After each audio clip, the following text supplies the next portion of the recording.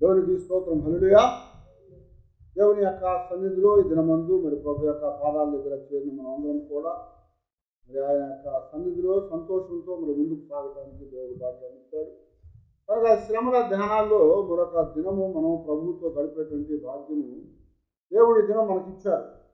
కనుక గతంలో మనము దేవుడు మనల్ని ప్రేమించాడని, మన జీవితాల్లో ఉన్నటువంటి పాపములు తీసివేయటానికి ఆయన లోకానికి వచ్చి చనిపోయాడని మాట్లాడుకున్నాం. ఈరోజు మరొక సంఘటన గమనించినట్లయితే యేసు ప్రభువు ఎందుకు ఈ లోకానికి వచ్చాడు, ఆయన ఎందుకు చనిపోయాడు, ఆయన ఎందుకు మనం జ్ఞాపకం చేసుకొని స్మరించాలి అంటే మరొక కారణాన్ని పౌలు గారు మనకి జ్ఞాపకం చేస్తూ రోమిలకు రాసిన పత్రికలో 5వ అధ్యాయం ముందు 10వ వచనంలో మనతో మాట్లాడుతూ ఆయన చెప్తున్నాడు కదా, ఆయన మనకు సమాధానకర్త ఉన్నాడు, మనను సమాధానపరచడానికి దేవునితో సంధి చేయటానికి ప్రభు లోకానికి పంపబడ్డాడు అని దేవుడే మరి మాట్లాడినటువంటి మాటని ఇక్కడ ఆయన పౌలు గారు జ్ఞాపకం చేస్తుంటారు కదా. ఏలైనగా శత్రువులమై ఉండగా ఆయన కుమారుని మరణము ద్వారా మనము దేవునితో సమాధానపరచబడిన ఎడల సమాధానపరచబడిన వారమై ఆయన జీవించుట చేత మరి నిశ్చయముగా రక్షించబడుదుము. హల్లెలూయా. ఏమనండి పౌలు గారు ఇక్కడ దేవుని యొక్క సన్నిధిలో ఎందుకు దేవుడు యేసుక్రీస్తు వారిని ఈ లోకానికి పంపించాడా అంటే మన జీవితాల్లో మనము దేవునితో సమాధానం పరచబడటానికి ఆయన పంపించాడు అంటున్నాడు. సమాధానం అంటే ఏంటి? పైన ఏమన్నాడు? ఏలయనగా శత్రువులమై ఉండగా అంటున్నాడు. మనం ఎవరమాట? శత్రువులుగా ఉన్నాము. ఎవడైనా మనుషులు శత్రువులుగా ఉంటారు, దేవునికి శత్రువులుగా ఉంటారా? ఉంటారు. ఎప్పుడు? వారి మాట వినకపోవటం ద్వారా, ఆయనకు వ్యతిరేకంగా పనిచేయటం ద్వారా శత్రుత్వం అనేది కలుగుతూ ఉంటుంది. అలాగే దేవుడు చెప్పినటువంటి ఆజ్ఞలు పాటించక, దేవుని యొక్క ఆజ్ఞానుసారంగా జీవించక మానవుడు దేవునికి శత్రువు అయిపోయాడు, దేవునికి వ్యతిరేకైపోయాడు. దేవుని యొక్క మాటను ఆలకించకుండా, దేవుని యొక్క చెప్పిన దానిని కాకుండా వద్దన్నటువంటి వాటిని జరిగించి వారిద్దరి మధ్యలో దూరాన్ని పెంచుకున్నాడు అని దేవుని లేఖనాల్లో మనకు జ్ఞాపకం చేయబడింది. మనం ఎప్పుడు కూడా ఆదాము అవ్వనటువంటి మన మూల పురుషులైనటువంటి వారే ఈ యొక్క శ్రమల ధ్యానాలంతట్లో జ్ఞాపకం వస్తూ ఉంటారు. కారణం ఏంటంటే వారు దేవుని మాటను వినలేదు. దేవుని యొక్క మాట వినకుండా ఏం చేశారు? ఆయనకు అవిధేయులు అయిపోయారు. అవిధేయులు అవడం ద్వారా పాపం వచ్చింది. పాపం అనేది ఇప్పుడు ఏం చేసింది? మరణాన్ని తీసుకొని వచ్చింది. ఎప్పుడైతే మీరు మరణిస్తారు, బయటకు వెళ్ళిపోమని దేవుడు బయటికి త్రోసివేశాడో వెంటనే వారికి ఏమైంది? శత్రుత్వం అనేది ప్రారంభమైపోయింది. దేవునికి మనుషులకు శత్రుత్వం అనేది ఏర్పడింది. ఇప్పుడు మానవులందరూ కూడా ఎలాగున్నారా అంటే దేవునికి శత్రువులమై ఉన్నాము అంటున్నాడు, దేవునికి విరోధులమై ఉన్నాము, దేవునికి దూరస్థులమై ఉన్నాము. ఎందుకంటే దేవుని సన్నిధిలోంచి దేవుడు బయటికి తోలివేశాడు. ఆయన సన్నిధిలోంచి దేవుడు తోలివేశాడు కాబట్టి ఇప్పుడు మనం దూరస్థులమై ఉన్నాము. ఆ దూరస్థులుగాను మరి శత్రువులుగాను దేవునికి వ్యతిరేకులుగా ఉన్నటువంటి మనలను తిరిగి దేవుని దగ్గరకు తీసుకొని రావటానికి, దేవుని యొక్క సన్నిధిలో మనల్ని సమాధానపరచటానికి, దేవునితో మనకి సంధి చేయటానికి దేవుడు ఎవరిని పంపినా ఏమి అవదు కనుక ఆయనే తన ప్రియకుమారుడుగా యేసుక్రీస్తు వారుగా ఈ లోకానికి వచ్చి ఆయన మరణము ద్వారా మనము దేవునితో సమాధానపరచబడిన ఎడల సమాధానపరచబడిన వారమై ఆయన రక్షించుట చేత మరి నిశ్చయముగా రక్షించబడదుము అని జ్ఞాపకం చేశారు. ఇక్కడ రక్షించబడాలంటే దేవునితో సమాధానం కావాలి. రక్షించబడాలంటే దేవునితో సంధి కలిగిన వారంగా, అంటే దేవుని దగ్గరగా ఉండే వారంగా ఉండాలి. ఇప్పుడు మానవుడు దేవుని నుంచి దూరంగా తోలివేయబడ్డాడు కనుక ఆ మానవ జీవితంలో దేవునికి వ్యతిరేకత, వైరం అనేది కలుగుతూ వచ్చింది. అందువలన ఆ వైరాన్ని తీసివేసి, శత్రుత్వాన్ని తీసివేసి మానవుణ్ణి దేవునితో సమాధానపరచటానికి దేవుడు ఏం చేశాడంటే ఆయన కుమారుడైన యేసుక్రీస్తు వారిని లోకానికి పంపి ఆయన మరి శరీరము ద్వారా అంటున్నాడు. ఎలాగట? ఆయన కుమారుని యొక్క శరీరం ద్వారా, అంటే ఆయన కుమారుని యొక్క మరణము ద్వారా, కుమారుని యొక్క మరణము ద్వారా మనను సంధి చేశాడు. కనుక మనం ఇప్పుడు దేవునితో సంధి చేయబడ్డాము. ఎలా చేయబడ్డాము అంటే యేసుక్రీస్తు వారి లోకానికి వచ్చి ఆయన మన నిమిత్తము శరీరాకారంలో చనిపోవటం ద్వారా సంధి చేయబడ్డాము అంటున్నాడు. అందుకనే అదే పౌలు గారు కొలసీలకు రాసిన పత్రికలో 1వ అధ్యాయం 20వ వచనంలో కూడా జ్ఞాపకం చేస్తున్నాడు కదా, ఆయన శిలువ రక్తము చేత సంధి చేసి ఆయన ద్వారా సమస్తమును, అవి భూలోకమందున్నవైనను పరలోకమందున్నవైనను వాటినన్నిటినీ ఆయన ద్వారా తనతో సమాధాన పరుచుకొనవలనియు తండ్రికి అభిష్టమాయను. హల్లెలూయా. ఇప్పుడేమైందట, తన కుమారుడు కనుక బయటికి తోలివేయబడ్డాడు కనుక, తండ్రికి వ్యతిరేకంగా పాపం చేశాడు కనుక, ఇప్పుడు తిరిగి ఆ కుమారుణ్ణి మరలా దేవుడు తెచ్చుకోవాలని ఇష్టపడతా ఉన్నాడు. అలా ఇష్టపడుతున్నటువంటి ఆ దేవునికి ఇప్పుడు ఏం చేయాలి? ఇద్దరి మధ్యలో ఉన్నటువంటి ఆ యొక్క వైరాన్ని తీసివేయాలి, ఆ ఇద్దరి మధ్యలో ఉన్నటువంటి శత్రుత్వాన్ని తీసివేయాలి, వారిద్దరి మధ్యలో ఉన్నటువంటి ఆ భేదాన్ని తీసివేయాలి. అలా తీసివేయటానికి ఏం చేశాడంటే ఆయన శిలువ రక్తము చేత సంధి చేశాడు అంటున్నాడు. పూర్వకాలాల్లో సంధి అనేది ఎలా జరిగేదయ్యా అంటే, పాత నిబంధన అంతట్లో కూడా బైబిల్ గ్రంథంలో సంధి చేసుకున్నప్పుడు వారిద్దరి మధ్యలో 2 పార్టీల మధ్యలో ఏం చేసేవారంటే ఒక నియమాన్ని ఏర్పాటు చేసుకునేవారు. ఆ నియమానికి కొన్ని పద్ధతులు ఉండేవి. ఆ పద్ధతులు ఏంటంటే, ఒకటి కలిసి భోజనం చేయటం ఒక పద్ధతి, ఆ తర్వాత వారిద్దరూ కూడా చేతులు పట్టుకొని నిబంధన చేసుకోవటం ఒక పద్ధతి, అంతకంటే ఇంకా బలమైన మరొక పద్ధతి ఉంది. అదేంటంటే వారు చేతులు ఇక్కడ గాయం చేసుకొని, మణికట్ల దగ్గర గాయం చేసుకొని ఇద్దరు కూడా వీరి మణికట్లు వారు, వారి మణికట్లు వీరు, ఆ రక్తము తగిలేటట్లుగా ఇద్దరు పట్టుకొని సంధి చేయటం అనేది వారు కమనెంట్ చేసుకోవడం, లేకపోతే నియమం చేసుకోవటం, నిబంధన చేసుకోవటం అనేది ఒక పద్ధతి ఉంది. ఇప్పుడు ఏం చేస్తాయంటే దేవుడట తన కుమారుడైన యేసుక్రీస్తు వారి లోకానికి పంపి శరీరంతో ఆయనను ఆ శరీరం మీద మన పాపాలు మోపి ఆ శరీరాన్ని సిలువకు అప్పగించి ఆ సిలువలో కార్చిన రక్తము చేత ఇప్పుడు దేవుడు మనకి సంధి చేస్తున్నాడు. ఇది రక్త నిబంధన అని దేవుడు జ్ఞాపకం చేస్తున్నాడు. అది రక్త నిబంధన. అలా రక్తంతో నిబంధన చేయబడ్డప్పుడు ఇప్పుడు శత్రుత్వం అనేది తీసివేయబడుతుంది, ఆ యొక్క దూరం అనేది సరిచేయబడుతుంది. ఎందుకంటే వారిద్దరు రక్తాలు కూడా కలవటం జరుగుతూ ఉందన్నమాట. అందువల్ల దేవుడు ఇప్పుడు ఏం చేశాడంటే అవి భూలోకమందున్నవైనా సరే పరలోకమందు ఉన్నటువంటి అయినా సరే వాటన్నిటిని కూడా ఆయన ద్వారా తనతో సమాధాన పరుచుకోవాలని తండ్రికి అభిష్టమైంది, దేవునికి ఇష్టమైంది అని చెప్తున్నాను. దేవుడు ఇష్టపడ్డాడు కనుక ఆయన కుమారుడు పంపాడు.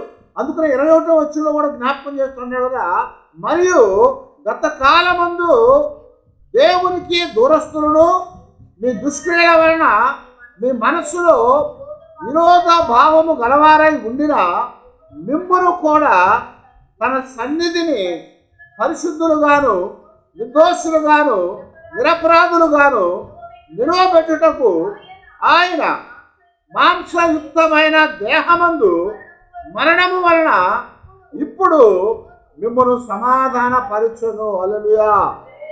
ఏం చేశాడంట, ఆయన కుమారుడైన యేసుక్రీస్తు వారి యొక్క మాంసయుక్తమైనటువంటి దేహమందు మరణము వలన మనల్ని ఇప్పుడు దేవుడు సంధి చేసుకుంటున్నాడు. ఎందుకు యేసుక్రీస్తు వారిని భూమి మీదకు పంపించాడు, ఎందుకు యేసుక్రీస్తు వారిని సిలువకు అప్పగించాడు, ఎందుకు యేసుక్రీస్తు వారిని మరణము చేస్తే అప్పగించి ఆయనను మరి అలా జరిగించాడు. తండ్రికి ఎందుకు ఇష్టమైందయ్యా అంటే మనము ఆయనతో సంధి చేసుకోవటానికి ఆయన కుమారుని యొక్క దేహమందు, మాంసయుక్తమైనటువంటి దేహమందు అని చెప్తున్నాడు. మహిమా దేహం కాదు. మహిమా దేహంతో అయితే చనిపోయిన వాడు ఏమవుతాడు, తిరిగి లేవుస్తాడు. అయితే ఇక్కడ మాంసయుక్తమైనటువంటి దేహమందు మరణము వలన సంధి చేశాడు. ఆ మరణము వలన సంధి చేసుకోవటానికి ఆయన ఇష్టమైంది కనుక ఆయన ఇప్పుడు సంధి చేసుకొని మనము మన జీవితాల్లో ఆయన సన్నిధిలో మరి ఎలా ఉండాలని కోరుకున్నాడంట? పరిశుద్ధులు గాను, నిర్దోషులు గాను, నిరపరాధులు గాను మనం ఉండాలని ఆయన కోరుకున్నాడు. ఇప్పుడు దూరాన్ని తీసివేయాలనుకుంటున్నాడు, శత్రుత్వాన్ని తీసివేయాలనుకుంటున్నాడు, విరోధాన్ని విభేదాన్ని తీసివేయాలనుకుంటున్నాడు. అలాగే వాటిని తీసివేసి మన జీవితాల్లో ఎల్లప్పుడూ కూడా మనం ప్రభు యొక్క సన్నిధిలో ఆయన దగ్గర మనం జీవించడానికి దేవుడు ఒక ప్రణాళికను సిద్ధం చేశాడు. ఆ ప్రణాళిక ఏదయ్యా అంటే మనము ఆయనతో జీవించడానికి, మనం ఆయన సన్నిధిలో ఉండటానికి రక్తము చేత సంధి చేశాడు. ఆ రక్తం వలన సంధి చేయటం వల్ల ఇప్పుడు ఏమైందంటే మనము ఇప్పుడు దూరంలో నుంచి దగ్గరకు తీసుకురాబడతాం, విరోధములో నుంచి స్నేహితులుగా చేయబడతా ఉన్నాము. ఇద్దరు స్నేహితులు ఒకసారి గొడవాడుకొని శత్రువులు అయిపోతూ ఉంటారు, కుటుంబాలు శత్రువులు అయిపోతూ ఉంటాయి. ఈరోజు మనం లోకంలో చూసినప్పుడు కుటుంబాలు శత్రువులు అయిపోతున్నాయి, మరి పట్టణాలు శత్రువులు అయిపోతున్నాయి, రాష్ట్రాలు దేశాలు అన్నీ కూడా మరి శత్రువులు అయిపోతున్నాయి. ఒక దేశానికి పడనటువంటి పరిస్థితి కలుగుతూ ఉంది. దానికోసం ఏం చేస్తూ ఉంటారంటే మరి వాళ్ళిద్దరి రెండు దేశాల మధ్యలో సంధిని కలుగు చేస్తారు. రాయబారులు వస్తారు, వారు వచ్చి అనేకమైనటువంటి నియమాలు తీసుకొని వస్తారు. ఆ నియమాలన్నింటినీ కూడా వారు ఇష్టపడి సంతకాలు చేసుకున్నాక సంధి అవుతూ ఉంటుంది అన్నమాట. అప్పుడు ఆ రెండు దేశాల మధ్య ఉన్నటువంటి శత్రుత్వం అనేది తీసివేయబడి వారు స్నేహితులుగా ఉండటానికి, కలిసి వ్యాపారం చేయటానికి, లేదా కలిసి ఒకరి దేశానికి ఒకరు, మరొకరి దేశానికి మరొకరు వాళ్ళు వెళ్ళి అనేకమైన కార్యాలు చేయటానికి అనుకూలత కలిగి ఉంటుంది.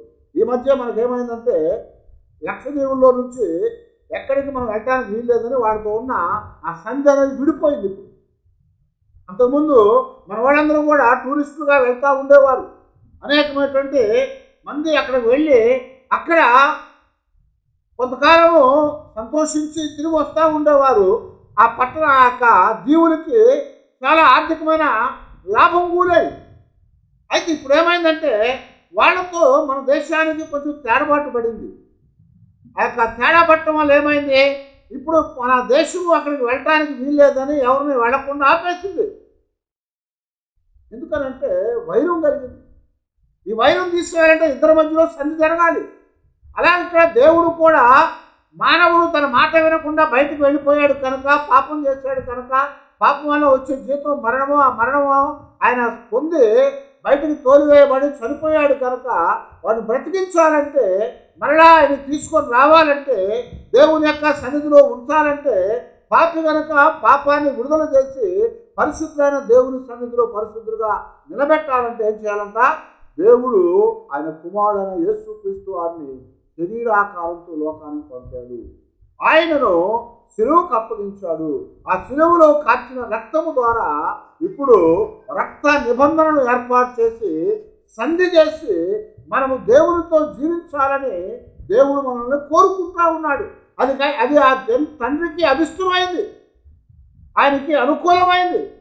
ఆయన కోరుకున్నట్లుగా దేవుడు వాక్యం ద్వారా దేవుడు మనకి ఇక్కడ జ్ఞాపకం చేస్తున్నాడు. అందుకొరకే అదే పౌలు గారే మరోసారి మాట్లాడుతూ 2వ కొరింథీయులకు రాసిన పత్రికలో 5వ అధ్యాయం 18, 19 వచనాల్లో మనం చూస్తూ ఉంటే అక్కడ కూడా ఏమని రాస్తున్నాడంటే, సమస్తమును దేవుని వలనైనవి, ఆయన మనలను క్రీస్తు ద్వారా తనతో సమాధాన పరుచుకొని ఆ సమాధానమును పరిచర్యను మాకు అనుగ్రహించను. అదేమనగా దేవుడు వారి అపరాధములను వారి మీద మోపక క్రీస్తునందు లోకమును తనతో సమాధాన పరుచుకొనెను. ఆ సమాధాన వాక్యము మాకు అనుగ్రహించను అని చెప్తున్నాడు పౌలు గారు. దేవుడు సమాధాన పరుచుకోవటానికి, మనల్ని ఆయన దగ్గరకు తీసుకెళ్ళటానికి తన రక్షణ సువార్తను పంపించాడు, పరిచర్యలు ఇచ్చాడు. ఆ పరిచర్యలు ఏం చెప్తున్నారంటే, దేవుడు వారి మీద ఉన్నటువంటి అపరాధములను వారి మీద మోపకుండా క్రీస్తునందు లోకమును తనతో సమాధానపరుచుకోవాలని. దేవునికి స్తోత్రం, హల్లెలూయా. ఎవరిని సమాధానపరుచుకోవాలన్నాడు?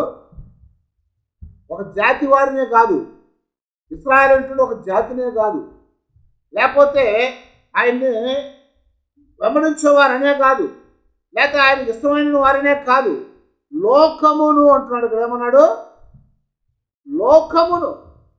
ఇక్కడ లోకములో ఉన్నటువంటి వారందరినీ కూడా తనతో సమాధానపరుచుకోవాలని. కనుక మనము దేవునితో సమాధానపరచడానికి ఆయన సువార్త అనేటువంటి దాన్ని ఇచ్చాడు. ఆ సువార్త అంటే ఏదయ్యా అంటే, యేసు ప్రభువు ఈ లోకానికి వచ్చి మన నిమిత్తము చనిపోయి రక్తాన్ని కార్చి ఆ రక్తముతో మనను కడిగాడు అంటున్నాడు. ఆయన కడగటం ద్వారా మనం ఇప్పుడు ఏమయ్యామంటే శుద్ధులుగా చేయబడ్డటువంటి వారమై దేవుని యొక్క సన్నిధిలో మనం జీవించే భాగ్యాన్ని ఇచ్చాడు. అందుకనికే మన పాపాలు మన మీద మోపట్లేదు ఇప్పుడు, మన అపరాధాలు మన మీద మోపట్లేదు ఇప్పుడు. ఎందుకంటే పౌలు గారు చెప్పినట్టుగా ఎఫెసీ పత్రిక 2వ అధ్యాయంలో మనమందరం కూడా ఇప్పుడు పాపముల చేతను అపరాధముల చేతను చచ్చిన వారమై ఉండగా ఆయన క్రీస్తుతో పాటు మనను బ్రతికించామని చెప్తున్నాడు. క్రీస్తుతో మనల్ని బ్రతికించాడట. ఎలాగంటే మన అపరాధాలన్నింటినీ కూడా మన మీద మోపకుండా వాటన్నిటిని తీసివేశాడు. ఇప్పుడు క్రీస్తునందు లోకమును తనతో సమాధానపరుచుకోవాలని అంటున్నాడు. క్రీస్తునందు లోకాన్ని తనతో సమాధానపరుచుకోవాలి. ఎందుకు లోకం అని చెప్పాడు ఇక్కడ? దేవుడు లోకమును ఎంతో ప్రేమించాడు. ఆయన లోకాన్ని ఎంతో ప్రేమించాడు కనుక ఆ లోకమంతా ఈ రోజున దేవునికి వ్యతిరేకం అయిపోయింది, దేవుడి నుంచి దూరం వెళ్ళిపోయింది. కనుక తిరిగి ఆ లోకాన్ని ఆయన సృజించినటువంటి వారిని మరలా ఆయన దగ్గరికి తీసుకురావటానికి ఆయన కుమారుణ్ణి లోకానికి పంపించి ఆయన మరణము ద్వారా మనకి విడుదల విమోచన ఇచ్చాడు అని చెప్తున్నాడు. లోకం అంటే ఆయన సృజించిన ఆదాము అవ్వల్లో నుంచే వచ్చే సమస్తం కూడా. అవునా? సైన్స్ కూడా ఈరోజు ఏం చెప్తుందంటే ఈ లోకం యొక్క మూలం అనేది ఒక స్త్రీ పురుషుల్లో నుంచే వచ్చిందని చెప్తుంది, ఒక జంటలో నుంచే వచ్చిందని చెప్తుంది ఈ రోజున. ఆ మనుషులు ఎవరంటే ఆదాము అవ్వ అనేటువంటి వారు. ఆ ఆదాము అవ్వనటువంటి వారిలో నుంచే సమస్త సృష్టి ఈ రోజున భూలోకంలో నింపబడింది. దేవుడు వారికి ఇచ్చినటువంటి ఆశీర్వాదం, మీరు ఏం చేయమన్నాడు? మీరు ఫలించి విస్తరించి అభివృద్ధి పొంది భూలోకాన్ని నింపమని చెప్పాడు. అలాగే నింపారు వాళ్ళు. ఈరోజు లోకమంతా కూడా ఏమైపోయిందంటే దేవునికి వ్యతిరేకమైపోయింది, దేవుని నుంచి దూరం వెళ్ళిపోయింది, దేవుని యొక్క మాట వినకుండా మరి పాపములో పడిపోయింది. కనుక ఆ పాపములో నుంచి అపరాధములో పడిపోయారు. కనుక అపరాధములో నుంచి పాపాల్లో నుంచి వారిని విడిపించడానికి దేవుడు తన కుమారుని లోకానికి పంపించి ఆయన ద్వారా మన జీవితాలకి రక్షణ కలిగించాలనుకుంటూ వచ్చాడు. ఆ రక్షణ ఈరోజు మనకు ఇవ్వటానికి ఈ లోకమంతా కూడా దేవుడికి దూరం అయిపోయింది. ఆ రోజు నోవాహు దగ్గర దేవుడు అని చెప్పాడంటే జలప్రళయం రాబోతా ఉందాయా, మీరందరూ కూడా రండి అని చెప్పాడు. కానీ లోకమంతా ఏం చేసిందట? ఆయన ఎగతాళి చేసింది. లోకమంతా ఆయనకి దూరం వెళ్ళిపోయారు. అయితే ఆ తర్వాత ఏమైందంటే వాళ్ళందరూ కూడా జలప్రళయంలో చనిపోయారు. సమస్త సృష్టి కూడా తుడిచివేయబడిపోయింది. ఇక్కడ దేవుడు చెప్తున్నాడు ఎఫెసీ పత్రికలో 2వ అధ్యాయంలో 13వ వచనం 14వ వచనంలో మనం గమనిస్తూ ఉన్నట్లయితే దేవుడు ఏమంటున్నాడంటే, మనము అయినను మునుపు దూరస్తులైన మీరు ఇప్పుడు క్రీస్తు యేసునందు క్రీస్తు రక్తం వలన సమీపస్తులై ఉన్నారు. ఆయన మీకును మాకును ఉండిన దేశమును అనగా విధి రూపకమైన ఆజ్ఞల గల ధర్మశాస్త్రమును తన శరీరమందు కొట్టివేయట చేత మధ్య గోడను పడగొట్టి మన ఉభయులను ఏకము చేసెను. హల్లెలూయా. దేవునికి మనకి మధ్యలో ఏమొచ్చిందట? అడ్డుగోడ వచ్చింది. యెషయా గ్రంథం 59లో మనం చెప్పుకున్నాం కదా, మన పాపములట దేవునికి మనకని అడ్డుగా వచ్చినాయి. ఆ పాపాలు పోకుండా మనం దేవుణ్ణి చూడలేము. ఆ పాపాలు తీసివేయబడకుండా దేవుడు మనల్ని ముట్టుకోలేడు. కనుక ఇప్పుడు ఏమైందంటే మనకి దేవునికి అడ్డుగా వచ్చేటువంటి ఆ పాపం అనేటువంటి ఆ గడ్డు గోడని ఆయన కొట్టివేయాలనుకున్నాడు. అందునిమిత్తమే యేసుక్రీస్తు వారు ఆయన సిలువలో మరణించినప్పుడు ఏమైందట, దేవాలయములో పరిశుద్ధ స్థలానికి అతి పరిశుద్ధ స్థలానికి మధ్యలో ఉన్న ఆ పెద్ద తెర పైనుంచి కింద వరకు నిలువుగా చీలిపోయింది అని రాస్తున్నాడు. హల్లెలూయా. ఆ అడ్డు అనేది తొలగించబడింది. పాత నిబంధన ప్రకారంగా దేవుడి యొక్క సన్నిధిలో పాపాల నిమిత్తము బలులర్పించారు, దేవుని దగ్గరకు వచ్చారు. అయితే వారు ఎక్కడి దాకా వచ్చేవారంటే ఆవరణములతో వచ్చేవారు. ఆవరణము దాటి లోపలికి వచ్చేవారు కాదు. ఆవరణము దాటి పరిశుద్ధ స్థలములో సేవకులు అంటే యాజకులు ఉండేవారు. ఆ పరిశుద్ధ అతి పరిశుద్ధ స్థలంలో దేవుని మందస్సం అనేది ఉండేది. ఇప్పుడు దేవుని యొక్క మందస్సం ఉన్నటువంటి స్థలానికి అక్కడ కరుణాపీఠం అనేది ఉండేది. ఆ కరుణాపీఠం మీద దేవుని యొక్క సన్నిధి ఇశ్రాయేలుకి పాత నిబంధనలో దేవుడు చూపించాడు. అక్కడికి ఎవడు కూడా వెళ్ళటానికి వీల్లేదు. కారణం ఏంటంటే ఆ మహిమను చూడలేడు ఎవడు. ఆ మహిమను చూస్తే వాళ్ళు చచ్చిపోతారు. కనుక అక్కడికి వెళ్ళటానికి వీలు లేదు అన్నమాట. అందుకని చేశారంటే పరిశుద్ధ స్థలానికి అతి పరిశుద్ధ స్థలానికి మధ్యలో ఒక తెరను ఏర్పాటు చేశారు. ఆ తెర లోపలికి ఎవడు కూడా వెళ్ళటానికి వీల్లేదు. సంవత్సరానికి ఒక్కసారి మాత్రమే యాజకుడు, ప్రధాన యాజకుడు మన పాపముల నిమిత్తము, ప్రజల పాపాల నిమిత్తము ఏం చేసేవాడు, బలి నర్పించి ఆ బలి పశువు యొక్క రక్తాన్ని తీసుకొని లోపలికి వెళ్ళేవాడు. ఒక్కొక్కసారి ఆ లోపలికి వెళ్ళిన ప్రధాన యాజకుడు కూడా చచ్చిపోయేవాడు. అయితే ఇక్కడ దేవుడు చెప్తున్నాడు కదా, ఇప్పుడు మనకును ఆయనకును మధ్య ఉన్నటువంటి అడ్డు గోడ, మన పాపం అనేటువంటి అడ్డు గోడ అడ్డంగా ఉంది. మనం దేవుడు చూడలేకపోతున్నాము. దేవుడు మనకి చేయి చాపలేకపోతున్నాడు. దేవుడు ఆలకించలేకపోతున్నాడు. దేవుడు మనకు సహాయం చేయలేకపోతున్నాడు. కారణం ఏంటంటే అక్కడ రాసినట్టుగా ఆయన చూడకుండా ఉంటాను కానీ కళ్ళు మందం కాలేదు, వినకుండా ఉంటాను కానీ చెవులు మందగలలేదు. ఆయన మనకు సహాయం చేయలేకుండా ఆయన చేతులు కొరచేయకపోలేదు. మరి ఎందుకు చేయట్లేదయ్యా అంటే మనకి ఆయనకి మధ్యలో మన పాపాలు అడ్డుగోడగా ఉండిపోయినాయి అని చెప్తున్నారు. కనుక ఇప్పుడు యేసుక్రీస్తు వారు ఏం చేశారంట, ఆ అడ్డుగోడను తీసివేసి మనకి ఆయనకి మధ్యలో ఉన్నటువంటి ఆ దూరాన్ని తీసివేశాడని చెప్తున్నారు. ఆ దూరాన్ని తీసివేశాడు. కొన్ని ప్రాంతాల్లో ప్రయాణం చేసేటప్పుడు మధ్యలో ఒక అడ్డు ఉంటుంది. అడ్డును తొలగించలేరు. దానివల్ల ఏమవుతుందంటే గుండ్రంగా చుట్టూ తిరిగి వెళ్ళాలి. వైజాగ్ నుంచి అరకు వెళ్తా ఉంటే ఒక స్థలంలో ట్రైన్ కొండ చుట్టూ తిరుగుద్ది. అది తిరిగే లోపల ఆ లోయలో గంగా బ్రిడ్జి వేస్తే ఆ 10 కిలోమీటర్లు తిరగాల్సి 1 కిలోమీటర్లు వెళ్ళిపోతుంది. కానీ అక్కడ వేయలేకపోతున్నారు. బ్రిటిష్ వాళ్ళే చేశారు దాన్ని. అక్కడ వేస్తే ఆ బ్రిడ్జిని 10 కిలోమీటర్ల దూరం తగ్గిపోయి 1 కిలోమీటర్లో వెళ్ళిపోతాం. దాన్ని చేయలేకపోతున్నారు. అది చేయగలగాలి. ఇప్పుడు ఏమైందంటే అలాంటి అడ్డు ఒకటి మనకి దేవునికి మధ్యలో ఉండిపోయింది. మన పాపాలనేవి అడ్డుగా నిలబడిపోయినాయి. ఆ పాపములు అనేవి ఎవరు కూడా క్షమించలేడు. ఎందుకంటే పాత నిబంధన ప్రకారముగా పాపం చేసిన వాడు శిక్షార్హుడు. పాపం చేసిన వాడు ధర్మశాస్త్ర ప్రకారంగా శిక్షను అనుభవించాలి. కానీ యేసుక్రీస్తు వారు వచ్చినాక ఏం చెప్తున్నారంటే ఆ శిక్షను తీసివేయటానికి వచ్చాను నేను చెప్పాడు ఆయన. ఆ శిక్షను తీసివేయటానికి ఎలా తీసివేశాడయ్యా అంటే ఆయన శరీరంతో వచ్చి ఆ శరీరాన్ని మన పాపాల శరీరం మీద మోపుకొని ఆ సిలువలో ఆయన వేలాడి ఆ రక్తాన్ని కాల్చి ఆ రక్తముతో మన పాపాలని కడిగి శుద్ధి చేశాడు. అందుకని యెషయా రాస్తూ ఉంటాడు, ఇదిగో 1వ అధ్యాయంలో 18వ వచనం అనుకుంటా అక్కడ అంటాడు, మీ పాపములు ఎర్రగా కెంపులాగా ఉన్నప్పటికీ వాటిని నేను హిమములాగా నేను మారుస్తాను, తెల్లగా మారుస్తాను. మన పాపాలన్నీ కూడా అవి ఎలా ఉన్నప్పటికీ కూడా ఎర్రగా ఉన్నప్పటికీ తెల్లగా నేను కెంపులాగా మరి హిమములాగా మారుస్తాను.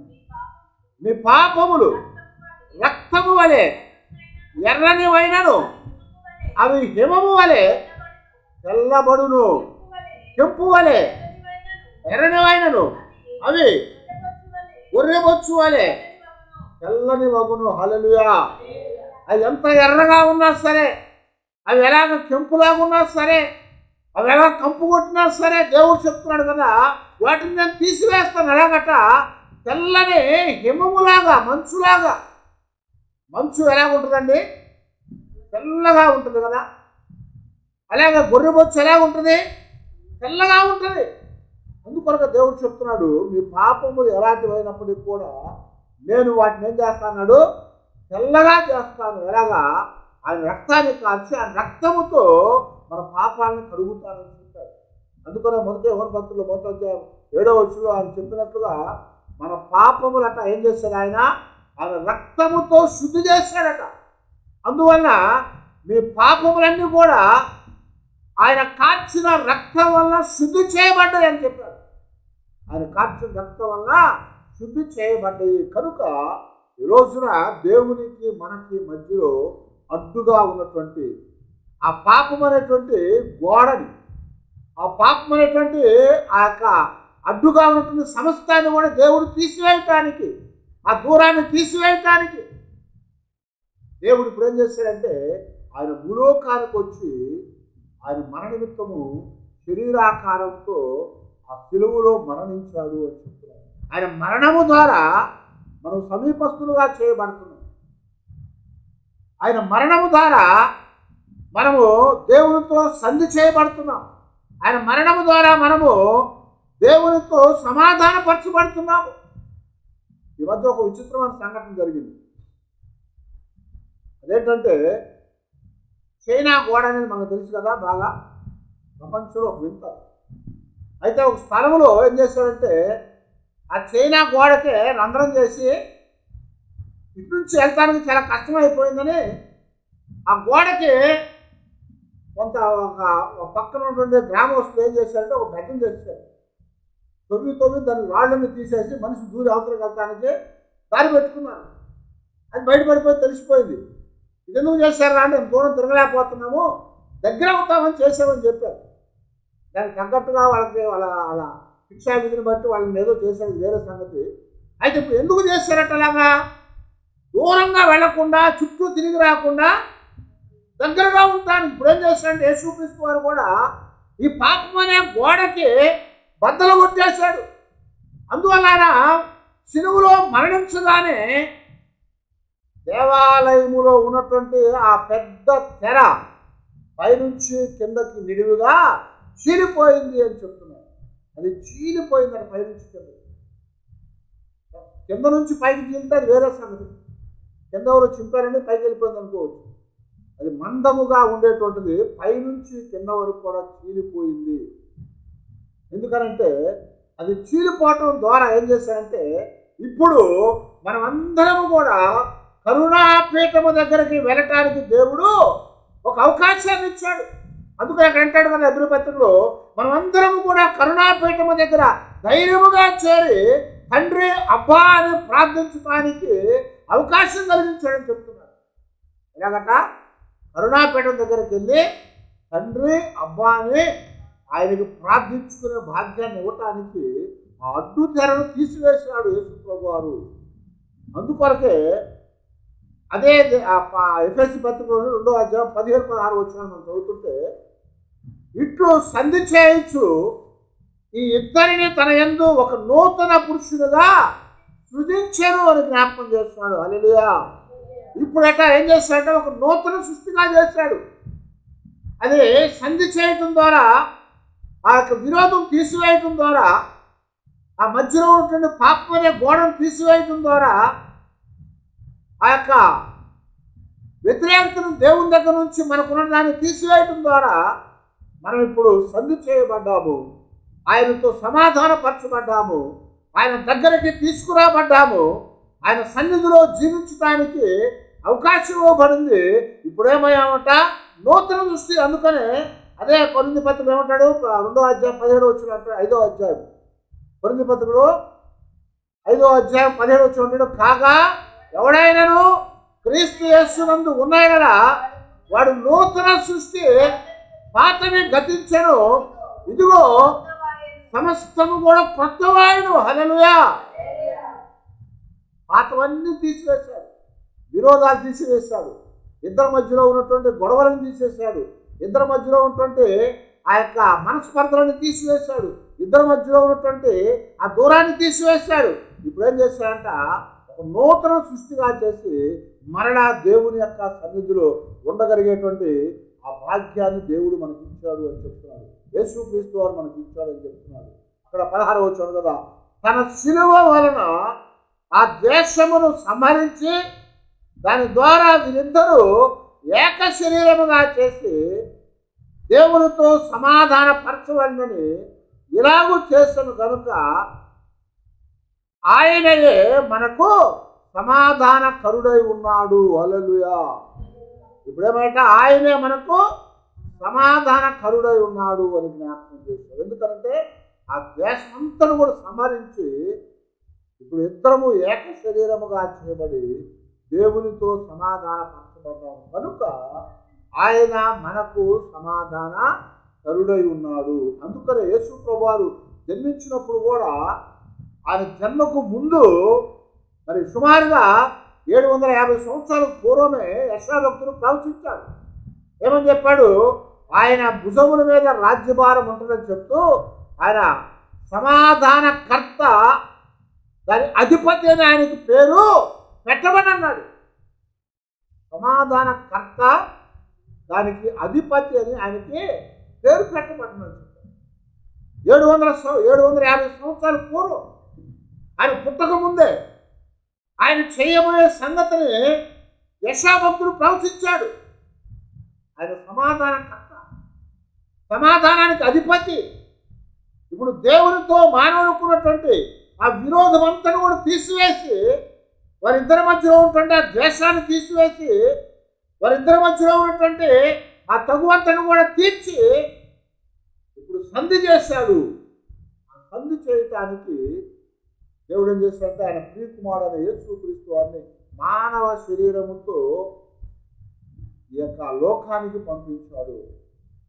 మాంసయుక్తమైనటువంటి దేహంతో లోకానికి పంపించాడు.